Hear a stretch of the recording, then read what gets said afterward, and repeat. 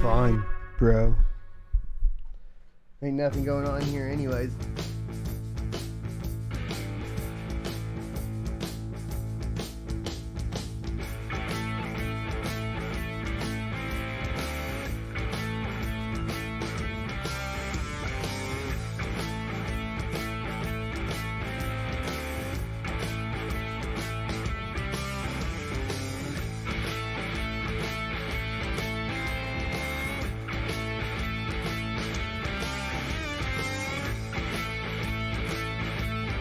It's alright now, mama.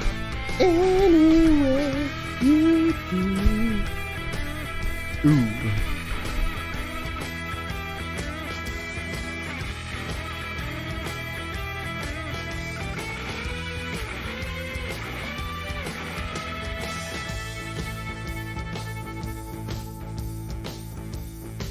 I mean, the worst thing I would say, Detroit, is, man, F that Detroit Irish guy always coming in trying to troll, the little jerkwad internet troll.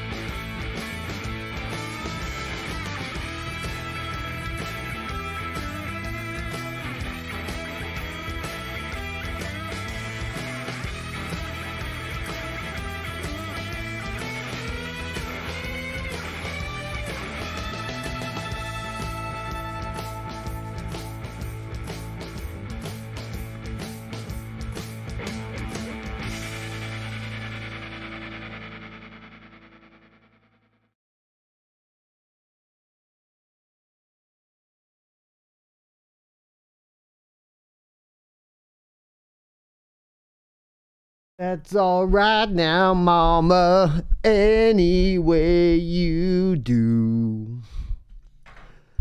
Hello and welcome to the Crypto Mining Show, your one-stop shop for all cryptocurrency news from the perspective of a cryptocurrency miner. Today we're going to be talking about Bitcoin being shorted because everybody was expecting, due to the new CPI data, that the price was going to go down. So they tried to short Bitcoin and then they got squeezed by the bulls. Of course, all that really means for all of us looking at this objectively and aren't traders is, wow, Bitcoin's moving sideways again. Woohoo! All right, we're also going to be talking about a ton of regulation. Regulators are aiming to take down foreign crypto sites. Basically, any of the Western nations are looking to basically try to take down sites that are, by other nations that they don't agree with. And the UK wants to regulate because you know what they want to be able to do? Seize crypto in terrorism cases. Of course, we all know what that really means. They want to be able to take your crypto at any given time if you piss them off. We're also going to be talking about Zen crypto and how that is basically turning Ethereum deflationary.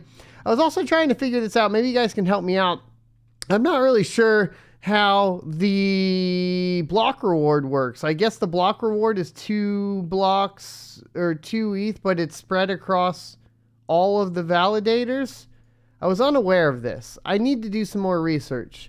When you look at the block explorer, it looks like it's just paying out fees, but maybe that's because it's literally every block is getting spread across every single validator apparently.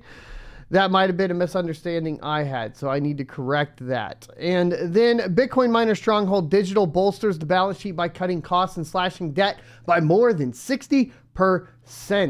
They're looking a little bit better than they were. And of course, we have some smart pool awesomeness coming from getblock.io, and this is including Flux and Ergo, and then we'll be talking about a new miner release as well that we also already talked about in yesterday evening's video surrounding the full unlock of light hash rate. So let's get into all of that and more right after a word from today's sponsor. Today's sponsor is BT Miners. Purchasing mining equipment online can be dangerous. With all of the fake storefronts and scams, it can be hard to find a reliable source. That's why when BT Miners reached out for a channel sponsorship, I started by verifying that ordering and delivery went smoothly with the purchase of my own. If you are looking to purchase ASICs hardware from Bitcoin to Dogecoin miners, they are available for purchase on bt-miners.com.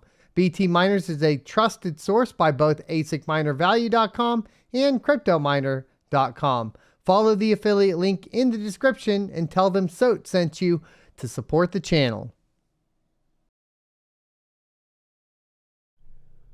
All right, and welcome back, ladies and gentlemen, boys and girls. Let's get into the first one. Now, I do have somebody, Raymond, in chat, because this is a question I still have. It says, only fees paid to validators. That's what I thought, and that's what it looks like on the blockchain. Which means that Ethereum, ever since proof of stake, was deflationary. We've talked about this, but there seems to be like this thing where articles are talking about the payout as there is a 2-block reward. I'll show you guys here in a little bit. I'm getting a little confused on it. We'll talk about it because I think it's one that I need to get cleared up personally. Maybe you guys need to get it cleared up as well, because it definitely affects, of course, what's going on with Ethereum right now. We'll get into it. But before that, miner releases for the day. We have T-Rex miner version 0.26.8. If you guys are not aware, this is the light hash free video drivers. So this one will actually handle the version 520 and up light hash rate free video drivers correctly. That being said, I had 0 issues on old LOL miner drivers. With light hash rate unlocked. We tested it back over here. You can watch the video if you want confirmation on it, but right now technically it is running the T-Rex miner. Checked T-Rex miner to see if there was the latest one, this 26.8, to see if there's any added benefit. There really was not any added benefit from running an older version of like LOL miner. So, cool. It'll handle it correctly. Does it provide any additional performance? No, it does not. So that's pretty much where we're at. They also in this version added support for the 40 series GPUs, official support, but out of the box, the 40 series GPUs were working in a lot of miners already. So nothing too crazy there. Let's go ahead and talk about Flux and decentralized smart pools and Flux and Ergo and get into it. So mining is an integral part of every proof of work-based blockchain. This process allows transactions to be recorded, validated, and secured on the blockchain. Take out the miners in a proof of work blockchain and the network becomes vulnerable. Miners on the network are thus saddled with the responsibility of maintaining blockchain integrity and appending new transactions to the ledger. In return, they receive incentives in the form of block rewards. However, mining requires intensive GPU resources, and it may take an average computer several months or a year to win the cryptographic competition needed to add a new block. Therefore, individual miners often combine their resources and create mining pools to overcome this computational drawback. Centralized mining pools allow miners to share CPU resources and reduce reward variance. I'm sure most of you guys are fully aware of all this, but unfortunately, this solution also comes at a cost. Pool operators can inflate gas prices and influence the transactions that enter the blockchain. In addition, miners have no assurance that they are rewarded in proportion to the shares due to a lack of transparency in the system. Flux Labs partner GetBlock.io offers a different approach: decentralized smart contract-based mining pools. A group of miners and developers created GetBlock.io in the Ergo community as the first decentralized mining smart pool based on Erg. The pool leverages smart contracts to enable the on-chain processing of mining shares and payment distribution. This promotes transparency and a consensus-based reward system. GetBlock.io is currently home to 5 different smart pools, also called subpools, where miners can participate and get rewarded. Miners can also create their subpools and choose how they get paid. Flux is committed to the vision of a decentralized internet, and the ecosystem continues to partner with innovative projects that share these ideals. Ergo is one such partner. Flux already shares a rich history with Ergo. The token Flux Erg already runs on ZIL Core as one of the ecosystem's parallel assets. Flux is taking this partnership to the next phase by launching the test version of its smart pool on GetBlock.io. The Flux decentralized smart pool will run for a test period of 2 weeks or for an emission amount of 10,000 Flux Erg. During this period, miners would be able to mine Erg with their AMD or NVIDIA cards and swap 25% of their total block rewards to Flux Erg. So instead of mining 100% Erg tokens, miners will earn 75% Erg and 25% Flux Erg. Decentralized smart contract-based mining pools are set to revolutionize mining and give miners more value for their services. To take a deep dive into GetBlock.io subpools, you can take a look there, blah, blah, blah. Essentially, what we have here is a smart pool for Flux. Now, it's going to get a little tricky because your Flux is going to get paid out in your Ergo wallet. So you'll have to do like essentially a swap, or send it to your ZIL Core wallet and then swap it out for regular Flux if you want regular Flux, right? So it could get a little bit complicated. I will try to do a kind of a guide for you guys. If that would help you out, let me know. It looks like GetBlock.io might be down right now though.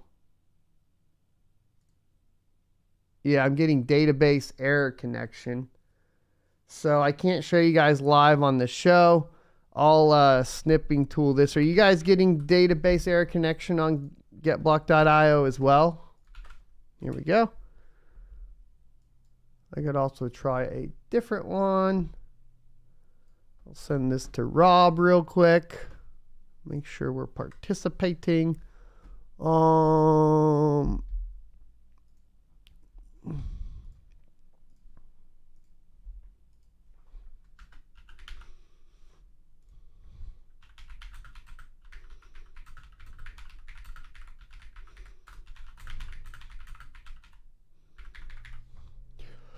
Yeah, so we'll just make sure we're participating and let everybody know. Good for me, says Childress. Same for me. So some people are getting the error and some people are not. New smart pool isn't even active yet. Okay, I tweeted this at Mr. At them, and then I'll also actually send this to Rob as well. Let me see if I can find him. Man, you guys, shoot. There we go.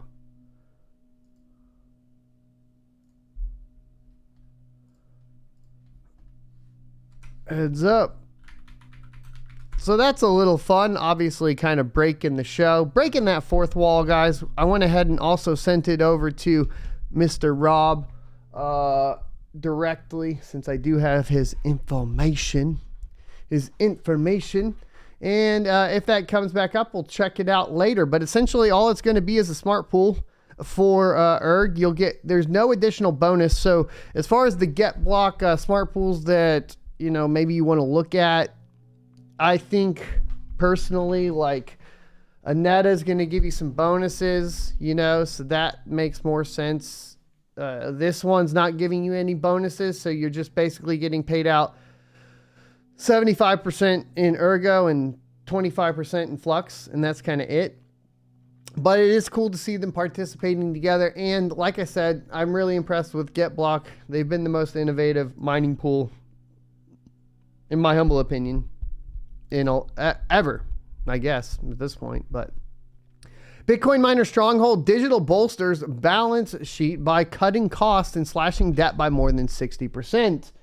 Stronghold won't have to pay up to $25 million for profit share to North Dakota after ending Bitcoin mining rig hosting deal. Bitcoin miner Stronghold Digital Mining terminated a hosting deal, which is a cost for the miner, with miner Northern Data, and lowered some of its debts in its latest bid to turn around its distressed balance sheet. The end of Stronghold's deal with Northern Data will eliminate all profit-sharing obligations, which it estimates would have been $10 million to $25 million, depending on the price of Bitcoin, until September of 2024. Wow. They're timing it too, according to a statement on Friday.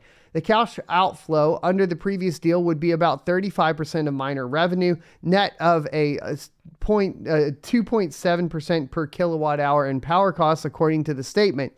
On top of that, Stronghold is absolved of about $2.6 million payable to Northern Data. Hosting is a service that data centers provide to crypto miners so that customers such as Stronghold can store their mining rigs and mine their preferred digital assets for a fee or profit sharing without having to build the accompanying infrastructure themselves. Northern Data both self-mines Bitcoin and operates data center for hosting other miners. The troubles for Stronghold started earlier this year when it failed to meet Wall Street's earnings expectations and slashed its own hash rate expectation for 2022.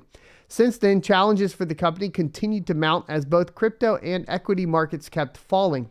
However, the miner has been actively trying to strengthen its balance sheet and turn around the company by restructuring its debt, cutting costs, and raising capital. The miner said in the presentation on Friday that it has also lowered the principal amount of its debt burden by nearly 60% since May to $59.1 million. The termination of the deal provides Stronghold with improved operational control of our Bitcoin operations and a material uplift to cash flow generation for the next 2 years, as well as optionally, said co-chairman and CEO Greg Beard in the statement. Overall, we believe that we continue to make significant progress towards improving our balance sheet, liquidity, and cost structure to deliver shareholder value, he added.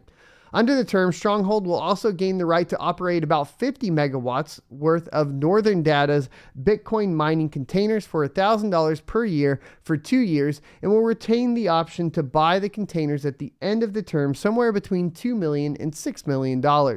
In return for the termination of the deal, Stronghold has to pay Northern Data $2 million on top of $2.5 million, which it has already given to its hosting partner. The miner has previously returned 2,675 mining machines to Northern Data, which eliminates Stronghold's obligation to pay about $8.8 million to the data center operator. Stronghold has also managed to extinguish $65 million in loan obligations under a previous deal with lender NY Dig, big to hand over 26,000 mining rigs in exchange for debt relief, the firm said in a presentation.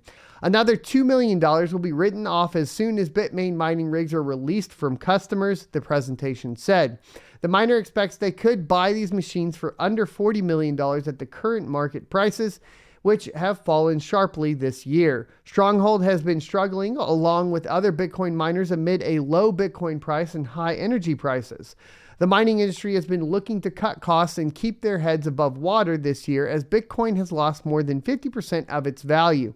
The shares of the miner have fallen about 93% this year, while the stocks of the larger Bitcoin miners such as Marathon Digital, Riot Blockchain, and Core Scientific have all lost more than 70% of their value. Northern Data has also had a challenging year and said it will be dropping hosting clients as self-mining has been more profitable and predictable for the company in a September 19th letter to shareholders. That's interesting. The firm also slashed its year-end mining rig deployment expectation by more than half to a maximum of 42,000 and announced a tighter investment strategy. Now, when I was out at the conference, a lot of people were talking about moving from self-mining to hosting. But here what I'm reading from Northern Data is that they're telling shareholders that self-mining is more profitable and predictable for the company. Wonder why that is. Let me know what you guys think. Why would that be? You would think that hosting would be more profitable and more predictable than actually self-mining. Because if you are hosting, then you just have basically clients that are paying for your power and a little bit above that for you to host them. I wonder if a lot of that has to do with repair. Like we kind of talked about, the biggest shortage that I've heard of in the industry is ASIC repair.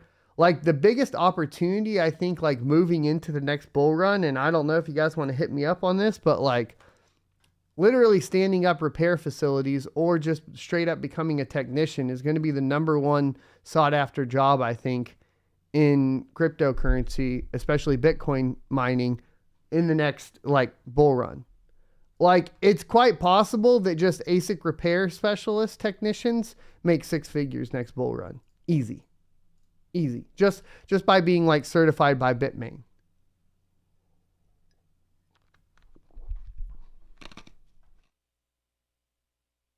I'm seeing that opportunity there.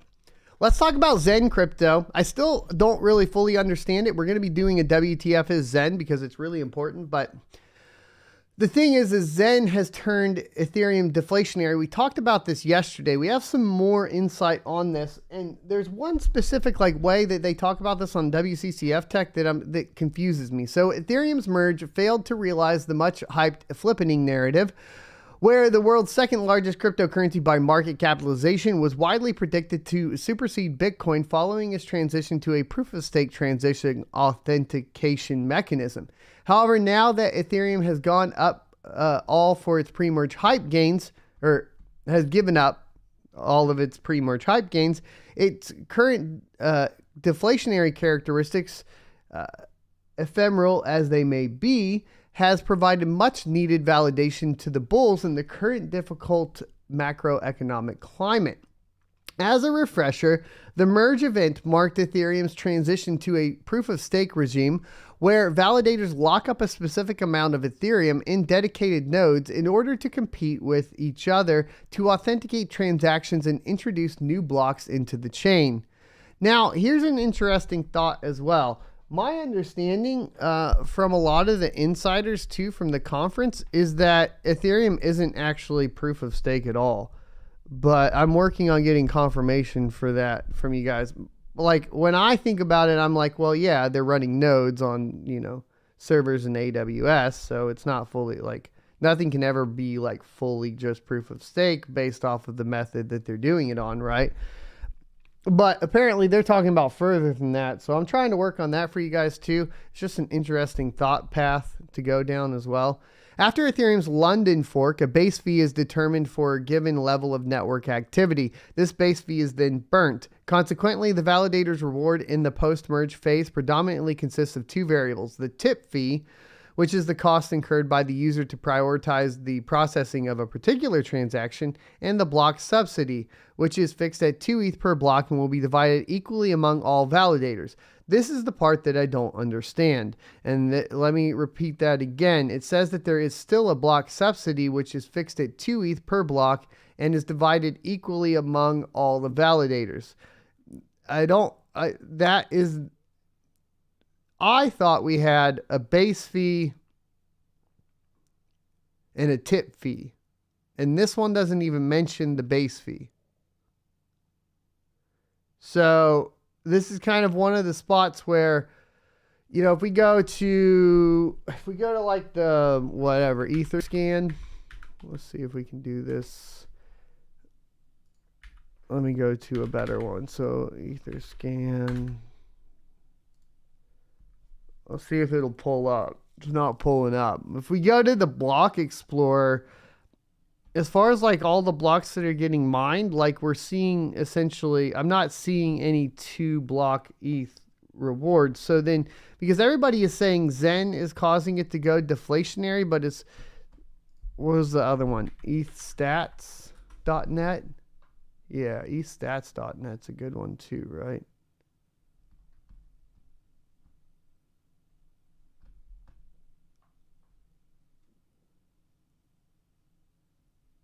And then isn't there one called like Burn or something like that? Here, so we got, see, these are coming in at like 0.1 ETH, 0.04 ETH, 0.05 ETH, 0.02 ETH. There's no 2 reward block coming in. So I don't think that they have this correct. I think the block reward was completely removed. But if that's the case, then why are we talking about it becoming deflationary now? It is technically would be deflationary all the time. It's just extremely deflationary now. Do I understand that correctly?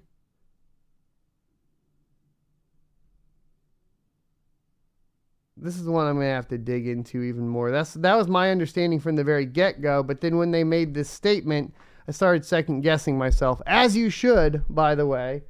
I feel like you should always second-guess yourself. So I'm second-guessing myself, and hopefully you guys can help me figure this one out. We'll have discussion on some of the tech.locals later, but let's get into the reason why it's more deflationary, at least. Given the increased efficiency of the network in the post-merge phase, transaction processing rewards, hence the cryptocurrency supply inflation, have fallen precipitously. In order to turn truly deflationary, Ethereum needs elevated network activity, which then ramps up the base fee burn. This requisite network congestion element was just provided by Zen Crypto. Zen is an ERC20 token built on Ethereum blockchain. It's based on the first principles of crypto like decentralization, self-custody, transparency, and trust through consensus. The Zen smart contract is immutable, it has no admin keys, and it's open source. Interestingly, Zen has no supply caps, allowing every user to mint as many Zen tokens as they want for free. The only 2 requirements to mint Zen tokens are a MetaMask wallet and some Ethereum to pay the requisite gas fees. It is this activity that is now increasing network congestion on Ethereum, thereby allowing an increased burn rate on the block of an elevated base fee. Essentially, because you can mint as many as you want and everybody's hearing about this, they're going to mint a bunch of Zen during the mint process to basically get a bunch of free Zen in the hopes that it goes up in price later and they can sell it. And there's no limit on the amount you can mint, so why not do it? And everybody floods the network, and that is driving the gas fees up. Because if you're getting free Zen and can mint as much of it as you want, well, then you're more likely to pay more in the Ethereum fees at that point because you're just trying to mint as much of it as possible. If you guys would like a video on how this was done or how to do it on ETHW too, which we'll talk about here in a second, let me know. I'm looking into it on ETHW as of right now because they're about to launch over there as well. So, as evident from the snippet above, 16,816 Ethereum coins have been burnt over the past 7 days. Speaking of, by the way, guys, the Zen will be as far as I understand, you'll be able to, the Zen on ETHW will be the same as the Zen on Ethereum, and you can bridge them over. If that's true, just from the proof of work perspective, if that's true and everybody connects their MetaMask to ETHW and goes into mint a bunch of Zen for free on ETHW, ETHW mining could be profitable for a little bit. Just a thought. I want you to keep an eye on it, okay? As evident from the snippet above, 16,816 Ethereum coins have been burnt over the past 7 days, with Zen Crypto contributing to around 26% of this activity. Consequently, Ethereum's total supply has decreased by 0.22% over the past 7 days. That's huge. Almost like 0.2% of all Ethereum's total supply being burnt in a week. That's not sustainable for Ethereum.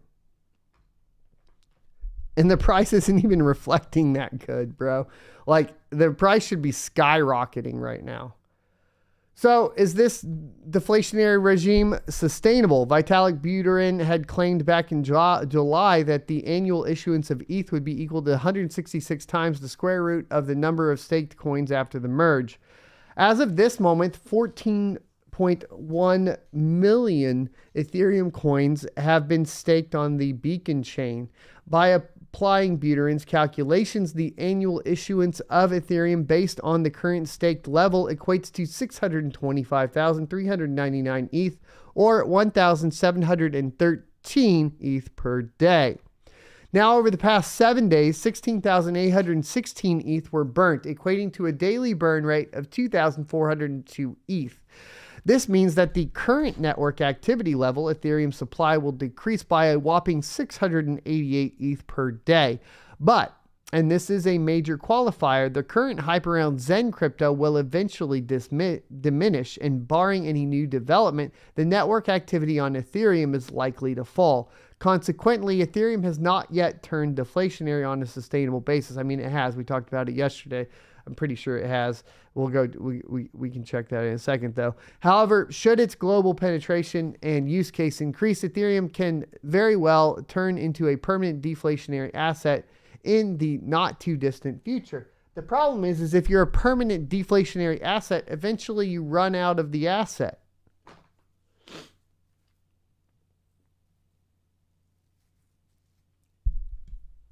And you...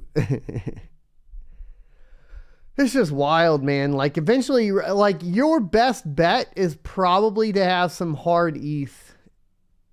Like, holding actual ETH, like, not holding wrapped ETH or something like that. Holding ETH, like, in a wallet for when people need your actual real ETH later on down the line, as it all gets consolidated into wrapped and staked ETH and there's nothing left for people to transact with. It's not a bad idea. But let's get back to my idea of this. For the miners, right? What is happening? Zen, which just caused all this hubbub on Ethereum, is going live on ETH proof of work today. Now, they do say, note, this is new and experimental chain that forked off Ethereum and remained proof of work. Do your own research to better understand the risk versus reward on this type of engagement. Now, if you guys follow my guide on how to get the free ETH proof of work, you might have a little bit of ETH proof of work to do this with. But once again, it's going to be free shit. What is going to happen? Zen is going to launch on ETH proof of work. You're going to be able to hop in there and pay your little fee and mint as many Zen as you want on ETH proof of work. And this will be the first large project on ETH proof of work. So you can have your opinions about ETH proof of work. Daniel Keller, look, I know you're going to be like, get away from the shitcoin. It's a scam. This is free. And obviously nothing in life is free, but whatever. It's going to take a few of those free ETH proof of work coins that we minted earlier to pay for the free minting of Zen. What does this have the potential to do for miners today? Well, frankly, the thing is everybody that's been following Zen and minting it on ETH is going to want more Zen, since that process is going to close down, and they're going to be looking to mint more of that. And if they have the option to do more of that on ETH proof of work, it could drive the fees up on ETH proof of work, which means over the next 24 to 48 hours or so, you could potentially mine and be profitable on ETH proof of work based off fees. So, you know, it's not a terrible idea to throw point a couple miners at ETH proof of work for the day. Nothing else is profitable anyways. I'm going to be doing it. We'll talk about it over on my live stream later on today. So there you go. It's an idea I have. I'm going to share it with you guys because at this point, like I said, nothing else is really profitable. This network might be profitable for the next 24 to 48 hours as people kind of do it. So it's an interesting, weird project. I know Gunmuse has been talking about it for a while. So there is that. Yeah, Gunmuse says he couldn't mint Zen on ETH because of the age of the wallet locked me into a long line. I remember you talking about it. That being said, now there's going to be an option to do it on ETH proof of work today. So it's definitely probably a good idea to go ahead and prep yourself for that. So the UK, let's talk, oh man, regulation, right? Am I right? So in a surprising turn of events, it's the UK, not the US, that wants to seize crypto from terrorists. The government wants to mere plan changes to the Economic Crime and Transparency Bill to enable authorities to swiftly seize crypto assets linked to terrorist activities. The UK government wants law enforcement agencies to be able to easily seize crypto assets used for funding terrorism. The Home Office Department, which is the government arm responsible for immigration and crime, wants to mere planned amendments to the Economic Crime and Corporate Transparency Bill that will make it easier for authorities to seize crypto involved in crime. In the UK Terrorism Act 2000 and the Anti-Terrorism Act Crime and Security Act of 2001. Quote, this is to ensure that our law enforcement agencies, including counterterrorism policy, have all the necessary powers to effectively seize, freeze, and forfeit crypto assets that could be or have been used for terrorist purposes, end quote, a spokesperson for the Home Office said in an email to CoinDesk.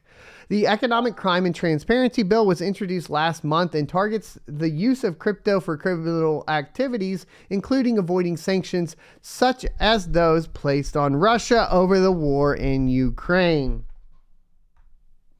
I mean, we knew it was coming. They can't just give up control over an asset. Cryptocurrencies should not participate in sanctions. I still stand by that. I don't think that you punish the individuals of a country either based on the disagreements of their governments. And I will still stand by that. And that's my thoughts on it, right? Mirroring these measures in the country's counterterrorism rules gives authorities the power to freeze assets in cases like the arrest of UK national Hisham Chaudhry, who was found guilty of using Bitcoin to help fund the Islamic State. Quote, crypto assets are increasingly being used for malign and terrorist purposes, and we intend to crack down on this and we'll be bringing forward a government amendment to mirror the changes in Part 4 of this bill into counterterrorism legislation, end quote, said Suella Braverman, Secretary of State for the Home Department at the second reading of the Economic Crime Bill on Thursday. While planning a crackdown on crypto used for illicit activities, the UK has also introduced new bills to attract more crypto businesses to the country. The Financial Services and Markets Bill, which will give regulators in the country more powers to regulate crypto, is currently being discussed in Parliament, while the Electronic Trade Bill that could see trade documents stored on the blockchain was approved by the upper house of Parliament on Wednesday. Of course, nation states are clamoring to get their hands into crypto as quickly as possible because it's clear, as I think a lot of us have known for a while, that cryptocurrency is inevitable. And so the nation states, like obviously the UK government, the US government, and so on, are going to try to figure out how to regulate and come down on it as quickly as possible so that they can capitalize on it, right? And I think, like I've said before, Bitcoin's inevitable. I think crypto as a whole is inevitable. I'm not just a Bitcoin maxi when it comes to that. I think there'll be multiple parts to it. I don't know what paths we're going to take. I do worry that we may lean towards more centralized control with things like CBDCs in the future, and I don't know how preventable that is. But it is clear that what we're going through is a digital transformation of the final portion, or one of the final portions, which is going to, of course, be the financial portion. We've already seen how it's revolutionized everything from information, which is the biggest one, to day-to-day life and social interactions, and now we're gonna find out how it impacts financial interactions, and that could go horribly wrong or fantastically great, and we'll have to see what happens. Already, even with all the control that large corporations and governments have put into place over the internet, it's still quite clear that it's pretty impossible for them to fully regulate the internet and crack down on it, because there's just too many people and too many ways that people can get around it to communicate freely, even though obviously there are arguments and clear issues with big tech censorship and so on. People are finding ways to basically restore freedom of speech on the internet, and I think that's great. We have things like Library and Odyssey, which check me out on Odyssey. We have things like Rumble. We have services like Minds. We have stuff that is standing up on the blockchain that is essentially immutable and will be nearly impossible for any sort of regulation to take down at the end of the day, or big tech to censor. And I think that is the direction that that blockchain can service the information portion of the internet, and will be viable also at the end of the day for people like me that are content creators looking for support from people that are maybe outside of your traditional markets and monetization. For example, being monetized by a large organization like, PepsiCo or whatever it may be. I do think that from a content creator perspective, that's going to be extremely interesting too, but I'll cover that on another video, because I think we are looking at kind of the rise of what's kind of being coined now as the parallel economy. And I think this affects not only content creators. I think it'll start with content creators, specifically because I think content creators are the ones that will need to utilize it to essentially continue to function. But I think it'll start to be utilized by everybody. I think from there, farmers will be a very good target for the parallel economy, right? Being able to buy, raw milk from a farmer, or grass-fed, grass-finished beef here in Texas with the Bitcoin Beef Initiative, that sort of stuff. I think that is going to be a really interesting topic that we move down towards in the future, especially if we start getting to the point to where we have a CBDC that is basically restricting you from buying things that are healthier for you, like raw milk and grass-fed beef. I think that is definitely something. The parallel economy is going to get really interesting, and I think it will be powered by blockchain for sure. Now that term, like I said, has been widely coined by people like Tim Pool and others that have suffered censorship by big tech and whatnot. So speaking more to regulation, regulators need the power to take down foreign crypto sites, the IOSCO says.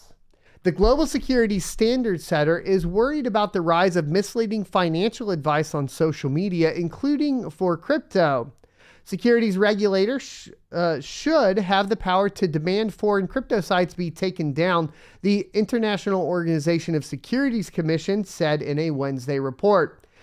The proposal from a standard setter are the latest in a series of crypto crackdowns based on worries about money laundering, tax evasion, financial stability, and the rise in financial advice dished out by novel sources like social media influencers. The problem is, and I'll just say it straight out, is we don't trust you to regulate because we can see that Nancy Pelosi, who has a $200,000 a year salary, is worth hundreds of millions of dollars while basically insider trading and can't get in trouble, and the rest of the public is getting absolutely decimated by the policies that are being put into place. It's not a fair game. And then you want to fearmonger using money laundering, tax evasion, and financial stability as basically the reason for restricting other people's access to something that was, it gives them some sort of financial hope, financial sovereignty, some hope here. And it's frustrating, like we're going to use financial stability as the argument when, if we look at it completely objectively, stable coins and cryptocurrency have been providing financial stability to basically people that don't have access to putting their money into the US dollar because they aren't rich enough in places like Argentina. So financial stability for who? Financial stability for the top 1%? Is that the financial stability that we're worried about here? Probably. I don't think you're worried about the financial stability of the general public if we look at the overarching issues with society right now. And of course they will target social media influencers, which is why we're very careful on this channel. And you should be very careful with influencers all over. The reason this channel has survived a couple bear markets is that we call out the bullshit. We're very careful at making sure that we're, this isn't financial advice, and we talk about it primarily from the technical perspective. So that's why I don't usually have much worry surrounding these things. I think lately, maybe when we get into some of the thoughts process that we have surrounding, like the obvious financial stability issue that we just talked about here 5 seconds ago. Yeah, I realize that we'll probably have to worry about parallel economy later on down the line. But, obviously you want to be extremely careful, because I can tell you right off the bat, and I think this comes down to personal responsibility to a certain extent, but I can tell you right off the bat, down in the comment section, there's going to be a whole bunch of people talking about some stupid AMC or AMX stock, and they're going to put their WhatsApp numbers in there and whatever. If you're going in and contacting those scams, obviously that's an issue. I think that YouTube should do a better job at finding those bots and getting rid of them. I can tell you that YouTube knows who the bots are because I get paid based on viewership, and they give me a full report of how many views there were, how many are not real viewers, and how much my payment has been reduced because of the not real viewers, right? I get that readout. So they can find it, they can get rid of it, but they don't. Why I'm not sure of. Apps use techniques taken from mobile games to trick people into buying inappropriate financial products, and financial influencers, also known as finfluencers, offer investment advice without the correct license. IOSCO also warned. Last week, reality TV star Kim Kardashian agreed to pay $1.26 million to settle U.S. Securities and Exchange Commission charges that she hyped the Ethereum Max token on Instagram without disclosing that she was paid to do so. And yeah, that obviously that's going to be an issue. I don't have an issue with, finding these particular problems and saying, hey, obviously you should disclose if you're getting paid to hype a token. I think that is fair. The problem is how far, they'll use an example like this, and then how far does it go from there? And then that's where I start to question, what's the actual end goal here? Financial services are going online and rule makers need to adapt, the report said. The Madrid-based organization, whose members include the US SEC and counterparts from across the world, said crypto can be particularly opaque and volatile. Digital fraud, and here's the deal. It's not volatile right now. We keep getting this term thrown around that cryptocurrency is so volatile, but it's been more steady than the stock market for the past 6 months. Well, not 6 months. Let me be fair. 5 months. 4 months. 4 months. 4 months and whatever, 13 days. Well, something, I don't know, almost 4. Either way, it's been less volatile than the stock market for quite some time now, which is interesting.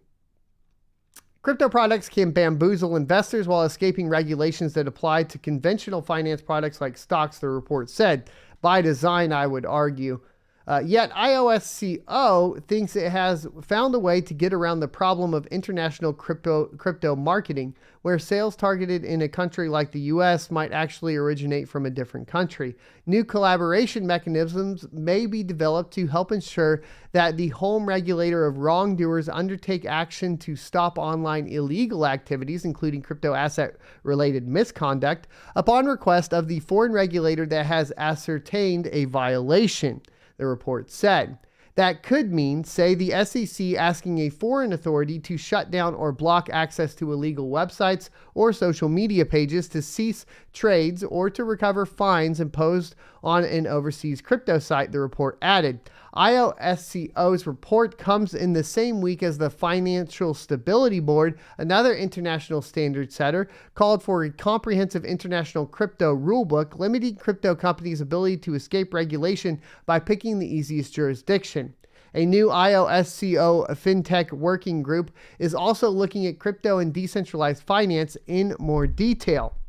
Now, obviously, they take a big name problem, this Ethereum Max kind of token push by the Kardashians, and they say, okay, now what we're going to do is we're going to use that to restrict and regulate the market in another way. Not only do we want to have our hands in the pie in the U.S. jurisdiction, but we want to be able to reach out beyond U.S. jurisdiction and pull in more. This is not really dissimilar to what the patterns of the SEC has been here with Ethereum recently, where we saw them essentially, post-merge be like, boom, yes, Ethereum is a security now, and then followed that up with, oh, and by the way, all the nodes that are confirming the transactions are US-based, therefore we have jurisdiction over all Ethereum transactions.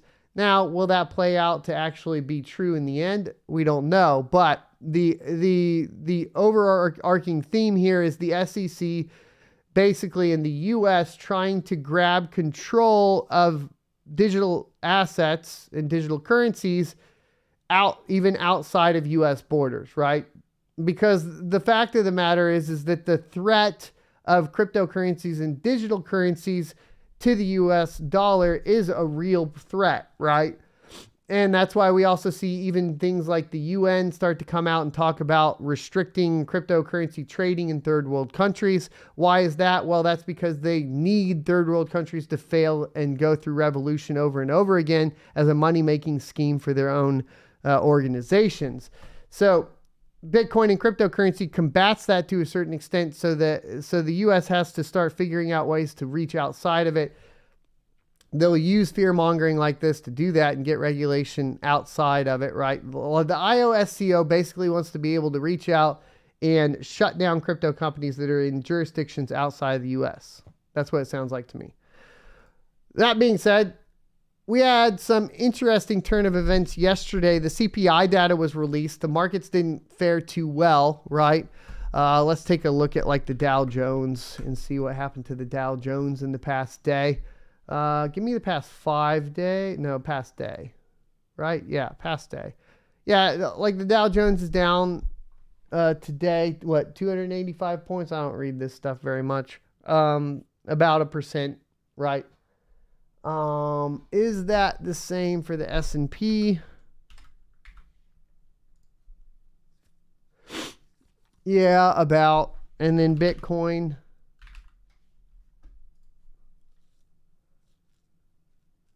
Only down 0.31%, and actually just here recently. Charts just look different, right? Anyways, the big note here is that yesterday there was some volatility, or there was expected volatility within Bitcoin due to the CPI data. There was an initial drop, and then a bunch of shorts were put in.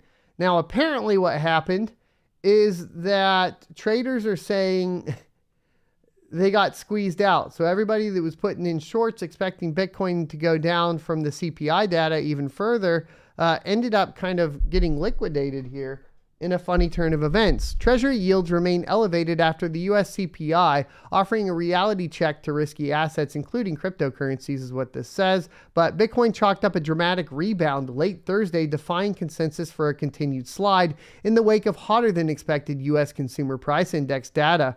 The leading cryptocurrency fell to a 4-month low of $18,140 on major exchanges in a knee-jerk reaction to the data, only to climb all the way back up to $19,500, mimicking the drop and pop in US stocks, except that didn't really happen. I don't know. Maybe we need to look at this longer. That's what they say. This is still correlated to the stocks.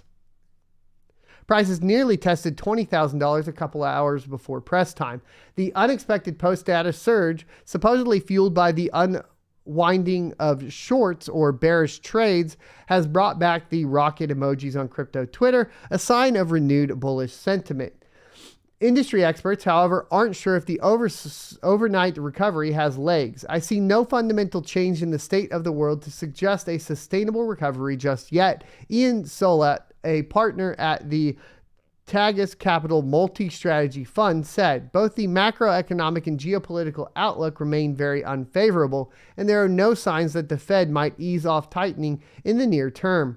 Money markets now expect the Federal Reserve's interest rate hike to cycle to peak near 5%, a significant upward revision from the terminal rate of 4.65% priced ahead of the inflation report. According to ING, Wells Fargo, and other investment banks, Thursday's inflation data has confirmed a 75 basis point rate increase at the Federal Reserve's November 2nd meeting. So it sounds like everybody's expecting another 75 basis points. Once again, if it goes up to 100, that would affect negatively. If it goes down below, then it would affect positively initially. And then I guess that'll be coming up here in a couple weeks. Broad-based price increases in core services categories, coupled with still brisk labor market activity, suggest that the Fed could front-load rate hikes by more than previously thought at the early November FOMC. Analysts at the CIBC said in a note to clients referring to the meeting of the rate-setting Federal Open Market Committee. Therefore, the bounce in both equities and Bitcoin could be fleeting. The Fed has raised rates by 300 basis points this year, and yet core inflation, which strips out the volatile food and energy component, rose to a 40-year high in September. However, the so-called liquidity tightening has wrecked risky assets, including cryptocurrencies. Fed now expected to hike more than pre-CPI, which certainly indicates this is another example of a bear market rally. David Bell, founder of macrodesiac.com and UK growth director at TradingView, said, adding the buy the dip mentality remains ingrained. Dip buyers have not yet had any success over the past 3 months, with the rising bond yields offering a reality check to risky assets, occasionally buoyed by short covering or hopes of a Fed pivot. And bonds may do so again. The yield on the 2-year U.S. Treasury note, which is sensitive to rate hike expectations, rose nearly 20 basis points to 4.48% following Thursday's CPI release, and remained elevated near 4.43% at press time. That's a sign that the bond market doesn't expect a significant change in the Fed policy or inflation anytime soon. I still can't find a convincing case to buy into this equity market weakness and have no intention of trying to catch a falling knife anytime soon. Michael Brown, head of market intelligence at Caxton, a global hedge fund, wrote in a daily market view, taking note of the post-CPI rise in bond yields. In contrast, I remain bullish on the USD, Brown added, the dollar index, one of the biggest nemesis of Bitcoin. Stack Funds chief operating officer and co-founder Matthew Dibb said Bitcoin needs to clear higher resistance levels to confirm change in the trend. I don't think we're changing the trend personally, guys. Since mid-August, the bulls have repeatedly failed to secure a foothold above the 100-day simple moving average and the Ichimoku cloud. I bought that, I bet. Resistance is defined by the daily cloud, Katie Stockton, founder and managing partner at Fairfield Strategy, said in an email. Therefore, it may be premature to call a bottom while these resistance levels are intact. Bitcoin changed hands at 19,590 at press time. Do you think the Fed, and this is not financial advice, do you think the Fed just gave us, like, we know the Fed just gave us our Bitcoin bottom? Like, not right now with the actual bottom of 18,140, but well, the date, like we might actually have a date for it on November 2nd or thereabouts. The week of November 2nd, we see the bottom. We get to see the bottom. Like we're expecting, according to, you know, everybody that's writing articles, etc., the bottom and previous cycles that our bottom will be between November and December of this year. Would that bottom now be, you know, on the Federal Reserve's November 2nd meeting? This is the thought that I have. I'd like to hear your thoughts and opinions in, of course, the chat over there. And then let's talk about mining profitability or the lack thereof right after a word from today's sponsor. Today's sponsor is BT Miners. Purchasing mining equipment online can be dangerous. With all of the fake storefronts and scams, it can be hard to find a reliable source. That's why when BT Miners reached out for a channel sponsorship, I started by verifying that ordering and delivery went smoothly with the purchase of my own. If you are looking to purchase ASICs hardware from Bitcoin to Dogecoin miners, they are available for purchase on bt-miners.com. BT Miners is a trusted source by both ASICMinerValue.com and CryptoMiner.com. Follow the affiliate link in the description and tell them Soat sent you to support the channel. And welcome back, ladies and gentlemen, boys and girls. Mining profitability for the day is not looking too hot. It is what it is, though. We got 10 cents a kilowatt hour on the RTX 3090, and guess what? You know, you're losing the least amount of money on Rio of all things at 24 cents a day. Flux is at 28 cents a day. Ergo's actually moving up right now, only losing 27 cents a day. Obviously, we got the hype of the Flux smart pool. Maybe that helps out a little bit.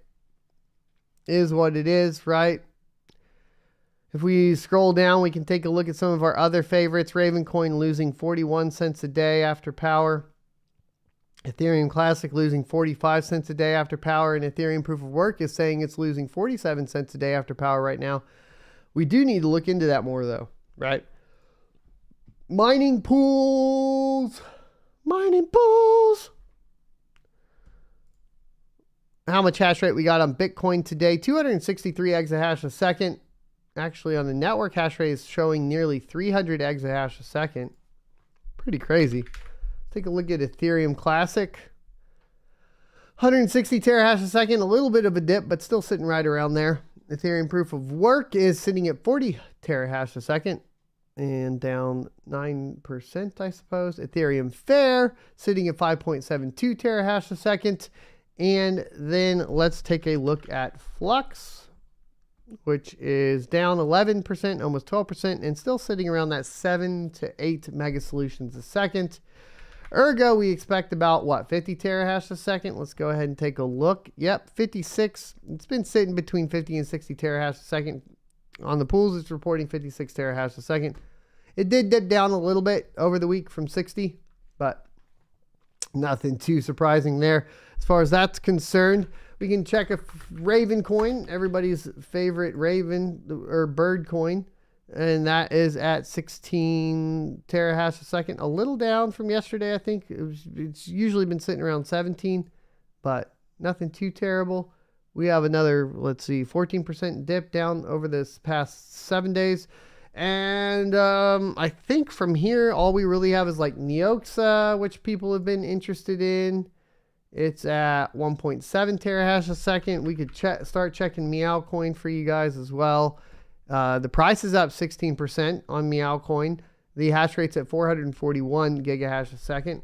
And then we could take a look at we could look at Caspa, and then I think just Radiant. So Caspa is at 111 terahash a second on pools, 189 terahash a second on the network. It's down 6% over the past 7 days. And then Radiant is another one that you guys have been looking at. Let's go ahead and take a look. 17.25 terahash a second currently. And that has dipped down over the past week from 21 terahash a second. ViperNet over here just spun up this week. I've been helping them out. That's a community member. IoT API is the one running that pool if you guys want to go help him out. He does have very low fees, the lowest fees. He has the lowest fees, 0.2%. So there you go. If you are mining Radiant, support a community member. I will say I don't endorse it. I can't guarantee that it works, and that is all on IoT API. I'm just giving him a shout out. Let's be clear. Also, it's not financial advice. Also, you probably wouldn't make any money on it anyways. It's just for supporting a community member. There we go. All right. Disclaimers out of the way. Ethereum Classic pool profitability, last 90 days, crazy pool in first, Ether mine in second, 2 miners in third. Last 60 days, crazy pool in first, Ether mine in second, 2 miners in third. Last 30 days, Flex pool in first, Ether mine in second, 2 miners in third. Last 21 days, crazy pool in first, mining pool up in second, Hive on pool in third. Last 14 days, mining pool up in first, Flex pool in second, Hive on pool in third. Last 7 days, crazy pool in first, mining pool up in second, 2 miners in third. Last 3 days, mining pool up in first, Hive on pool in second, Crux pool in third. Last day, Hive on pool in first, Crux pool in second, F2 pool in third. ASIC miner profitability, we have the Ant Miner L7 in first place. And, you know, that's actually kind of hard to tell what it's actually making. We need to click in on it because Litecoin, it's losing money. Litecoin plus Doge, 1562 a day. Digibyte plus Doge, which you can merge mine as well, 1581 a day after 10 cents a kilowatt hour. That makes it a little easier once we click into there. Antminer D7 is in second place at 1175 on Dash. And let's scroll down. Antminer Z15 in third place. I don't know that I believe this.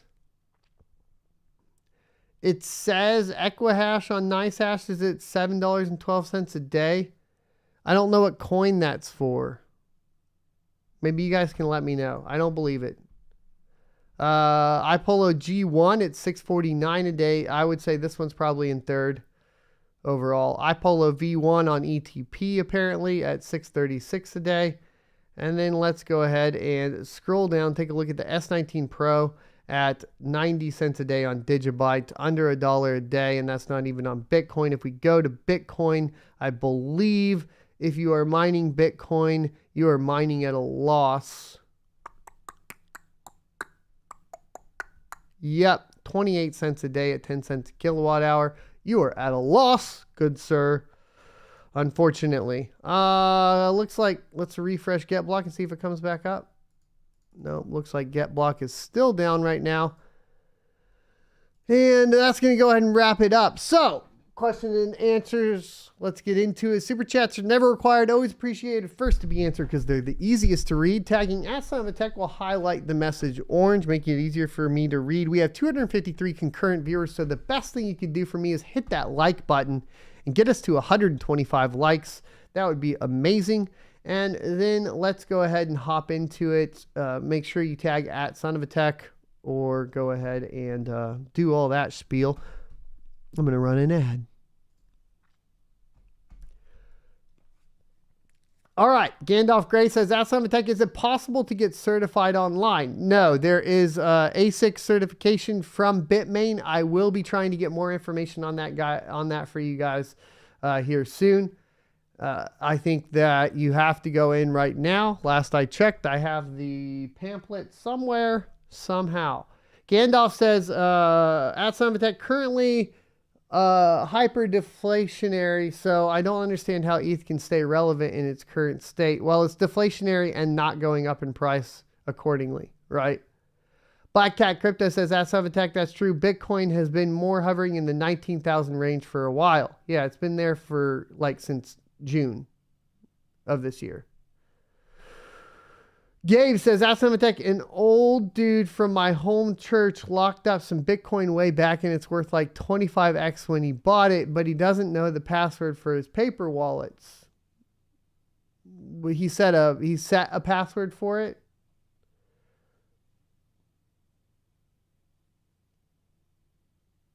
Like it's an he has the key, the recovery key. That doesn't make much sense. Seabass says, Ask Deck, how do you swap your Flux now that Zelcore disabled it on QuickSwap? Swap your Flux. I haven't swapped any Flux since that happened. Can you not use the Fusion app in Zelcore? Beerly says, Ask Tech, when do you see Litecoin getting a new top dog ASIC miner? The next bull run? 2025. Nikudo, thanks for the $1.99 super sticker. I mean, it is the most profitable coin right now, so maybe somebody's working on a script miner. That could be a thing. John Bronson says, Ask Tech, what is the likelihood of hitting a block on Caspa solo node mining with, let's say, 1 gigahash of ETH hash rate? 1 gigahash of ETH hash rate doesn't translate at all. Like, at all. Like, you can't translate that at all. 0. And it's not even this. It's not even, you can't, it's physically impossible for me to say how much 1 gigahash of ETH equals on Caspa. Like, is it 1 gigahash of 5700s or 1 gigahash of 3090s or 1 gigahash of 3070s? Like a 3070 performs completely differently. So I can't really say at all. Nor do I actually know right now because I haven't been mining it.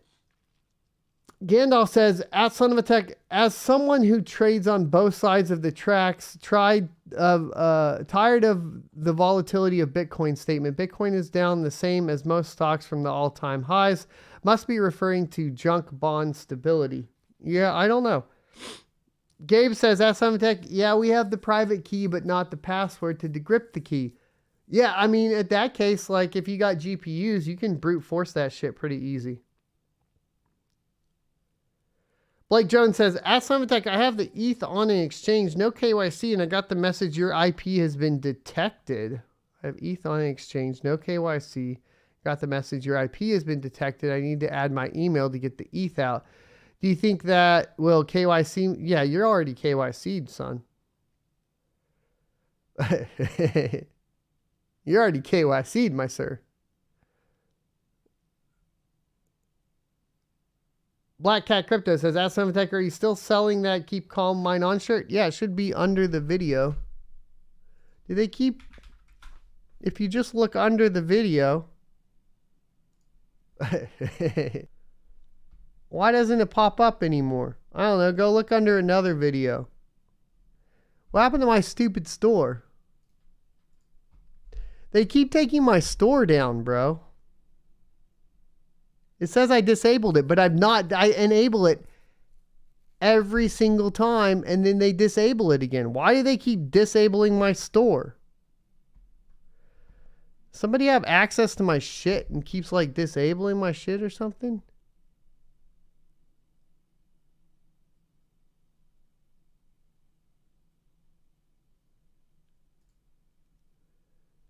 Yeah, they disabled my store again. Oh. Because they quit using Teespring. Really? Well, guys, I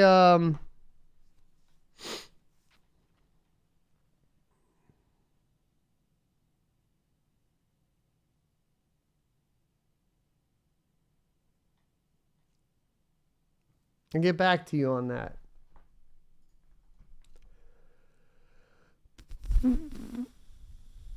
Looks like we have to move over to Spreadshop and Shopify. I'm not sure what that's going to entail, but I'll get the shirts back up. I'll add that to my list of shit to do in the collapse.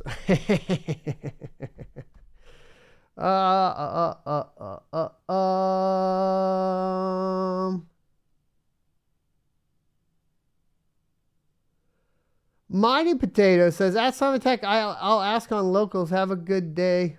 You understand? What did you ask? I don't know. Kevin Smith says, at Simon Tech, been working at Core Scientific for 2 weeks now, repairing S19s. I hope you're right about ASIC repair technician salaries in the future. It's an exciting market. Yes, sir. congratulations getting a job there. I think having experience is going to put you way ahead. I think we need to just start. I think I just want to start a boutique like ASIC repair. I think eventually we just need to have ASIC repair MSPs. Gandalf Gray, yes, it's possible to get certified for ASIC repair by Bitmain. I believe it's a 2-week course. Black Cat Crypto says, that Tech thinks I'm going to tie-dye one when I get one. All right, man. I'll get it figured out. We got to re-upload it, use a new shirt company or something. I need to go get in the gym too, boys. It's getting rough over here. It's getting rowdy.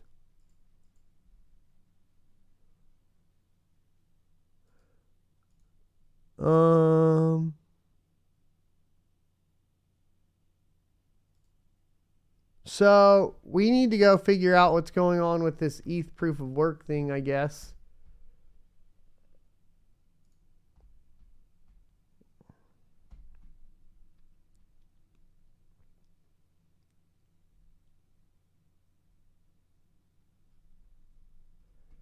And how that works.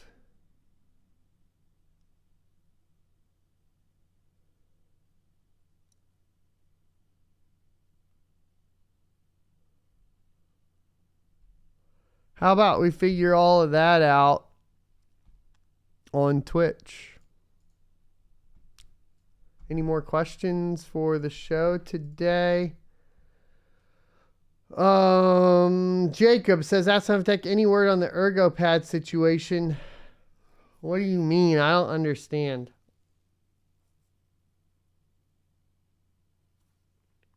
Beerly says, Ask Tech, have you seen Kiwi crypto videos on 6600s getting 22 solutions for 50 watts on Flux and 14.7 megahertz a second on 58 watts on Ravencoin? At current numbers, that's profitable at 8 cents a kilowatt hour for Raven by 1 penny. Nice. No, but we already know that those are the hash rates, right? So it's not like surprising. I think the 5700 is doing 41 solutions a second at 97 watts with the latest updates, the most interesting one. Custom Computing says, at 7tech, just saying what's up, bro. Hey, Custom Computing. How you doing today, my man? Thanks for stopping by. Make sure you guys go follow or subscribe to Custom Computing, another content creator. I can get his link, I think. Got a channel. Is that right? I think I got it. No, I didn't have it muted, but that's okay. We caught it in time. You guys can go sub to Mr. Custom Computing. Johnny English says, that's Tech relatively new to MSP model, mainly working as an IT on demand. Any resources you suggest I look into to help keep me current? IT on demand. An MSP model would be like managed. Well, so the MSP model is obviously like a little bit, kind of the same as an IT on demand. It's just managed service provider. So MSP models have been around for a long time. I was saying it would be interesting to have an MSP model surrounding essentially cryptocurrency or mining farms, right? So you basically, instead of working in IT, you're basically working in IT, but all you're doing is working on mining farms. So in theory, you could have like 3 parts, right? You could have software, which would handle like maybe node infrastructure, server infrastructure, firmware updates, all that sort of stuff. You could have the hardware guys that are doing the hardware repairs on the ASICs, and you could have the networking guys that are doing all the network engineering and all that. Build a group of guys of like traditional IT, but put them into like an MSP spot. I think that would be cool. I don't know how to do that, but it would be cool. Ryan Casper says, "That's Tech. Do you think that we are doing a disservice to the community, jumping on different chains? Should we stick to mining one token and wait for the price to increase?" No, because we don't know what chain is going to be good or what community is going to be good, right?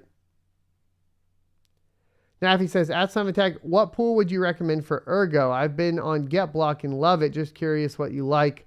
GetBlock's my favorite. Yeah, I think GetBlock's the most innovative. And now that the block times are kind of resolved, it seems to be on par.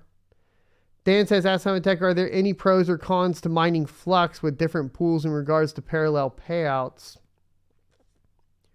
Are certain pools more profitable, or is it just a matter of when you get paid the parallel assets? I think it's just a matter of how you get paid the parallel assets. But I mean, like, miner pool makes it the easiest. That's why they have the most hash rate. It's kind of a problem that I think like Flux needs to work out in general. But you know, Flux is a very closed system for spinning up mining pools, etc. And that makes it extremely difficult from the competition side of things, right? It's not like Ergo or Ethereum Classic or something where you pretty much have access to all the information you need to deploy them and all of that. I mean, shoot, even on Ergo, if you wanted to deploy, like spin up a pool and do sub pools and similar things to what GetBlock is doing, you could theoretically do it because like Guap Swap is open, right? And it's available on GitHub. So I think Flux needs to open up a little bit more so that there can be more competition within the pool market. Daniel says, at Summit Tech, I switched over to mining BSV today. All the calculators seem different, so you'll see for yourself. Yeah, that's kind of what you got to do.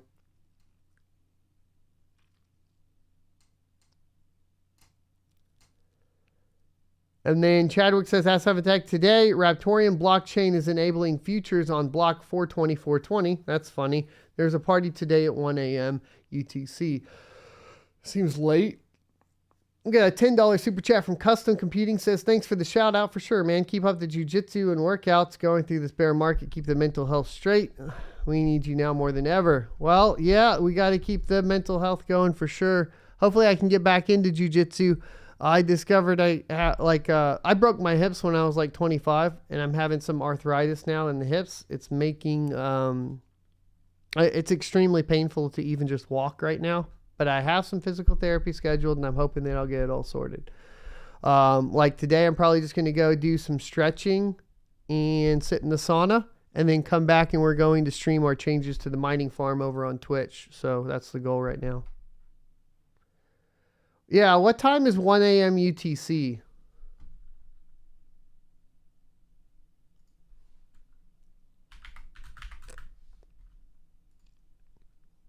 I can do it.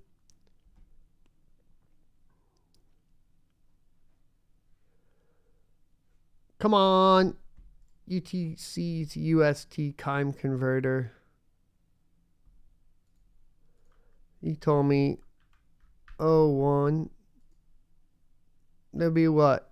It says 11 p.m. CST. Is that like what? Midnight?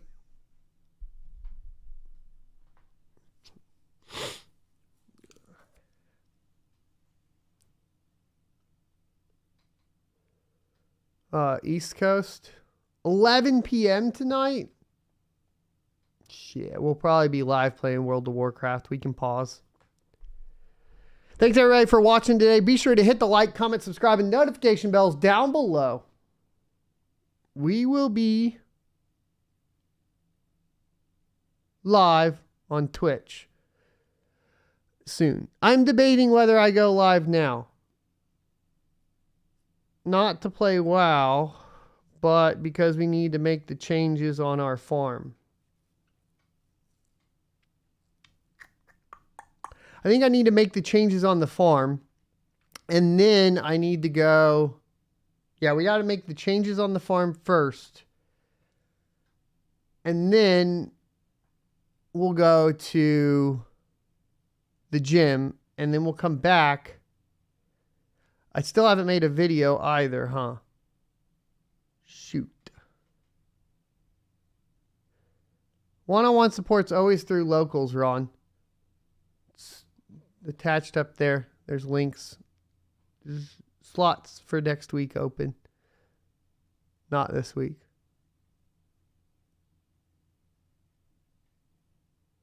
Yeah, we're going live on Twitch right now.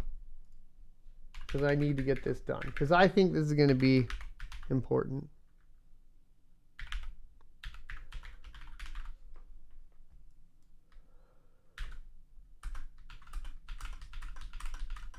All right, we're going to be live there in just a second. I'll see you guys over there. Thanks for watching over here today. Like, comment, subscribe, notification bell, be the notification. Please share out the stream because obviously we need your help there. I'll see you all next Tuesday.